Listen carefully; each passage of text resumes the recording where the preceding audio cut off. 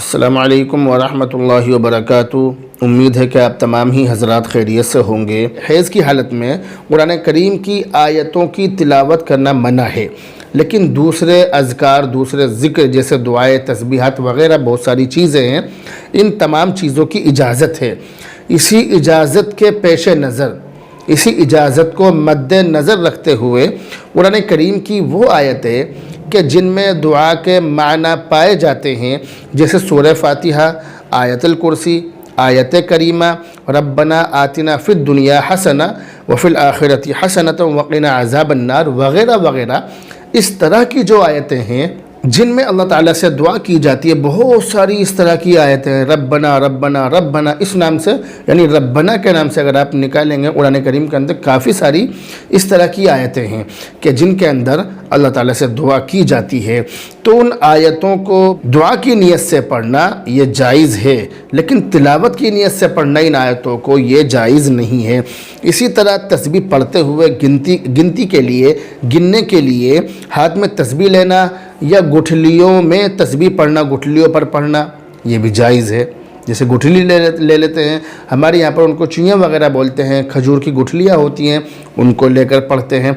तो तस्बीह वगैरह हाथ में लेकर या गुठलियाँ हाथ में लेकर हैज़ की हालत में, एमसी की हालत में, माहवारी की हालत में पढ़ सकते हैं। मुसल्ले पर भी बैठ सकती हैं। जैसे हमारे यहाँ पर ये बात है औरतों के अंदर कि वो इन दिनों में मुसल्ले को भी हाथ नहीं लगाती हैं, ये बात बिल्कुल गलत है, ऐसा नहीं है। इन दिनों में आप मुसल्ले पर बैठकर तस्बीहात पढ़ सकती हैं। बल्कि हमारे बुजुर्गान दीन का तो ये कहना है कि हमारी माँ बहनें जब हर महीने इन दिनों से गुज़रती हैं, यानी हर महीने जब उनको माहवारी होती है, एमसी होती है, तो ऐसी सूरत में औरतें आम दिनों में नमाज पढ़ने में जितना वक्त लगाती हैं, इन दिनों में, माहवारी के दिनों में मुसल्ला बिछाकर इतनी ही देर तक मुसल्ले पर बैठकर तस्बीह पढ़ें, ताकि उनका जो मामूल है मुसल्ले पर बैठने का, नमाज़ पढ़ने का, वो तस्बीह की शक्ल में बाकी रहे।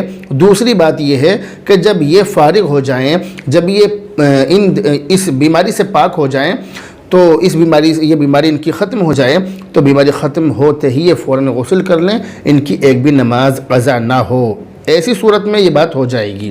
यानी अगर मुसल्ले पर बैठने की आदत रहेगी तो एक भी नमाज क़ज़ा नहीं होगी। जबकि हमारे यहाँ पर यह होता है कि हमारी माँ बहनें जो हैं वो कई वक्तों की नहीं बल्कि कई दिन की नमाज़ें क़ज़ा कर देती हैं। यानी होता यह है कि मिसाल के तौर पर ब्लीडिंग बंद हो गई आज, लेकिन अभी ये सुस्ती है, घर का काम कर लें, ये कर लें, वो कर लें, कपड़े धो लें, पता चला कि इसी चक्कर में एक दिन निकाल दिया, 2 दिन निकाल दिए और इसी नापाकी की हालत में घूम रही हैं, सारे काम कर रही हैं, नमाज़ें छोड़ रही हैं। तो ये चीज़ गलत है, ये चीज़ नहीं होनी चाहिए, इस तरह की चीज़ों से बचना चाहिए।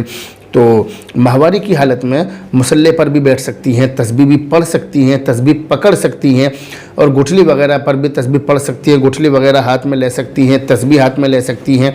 क्योंकि ज़ाहिरी तौर पर औरत के बदन पर हैज़ की हालत में कोई नापाकी नहीं होती है, ज़ाहिरी तौर पर नापाकी नहीं होती है, हुक्मी तौर पर नापाकी होती है। यानी शरीयत ने ये कहा है कि नापाक हैं इसलिए नापाक हैं, ज़ाहिरी तौर पर कोई नापाकी नहीं है, ठीक है।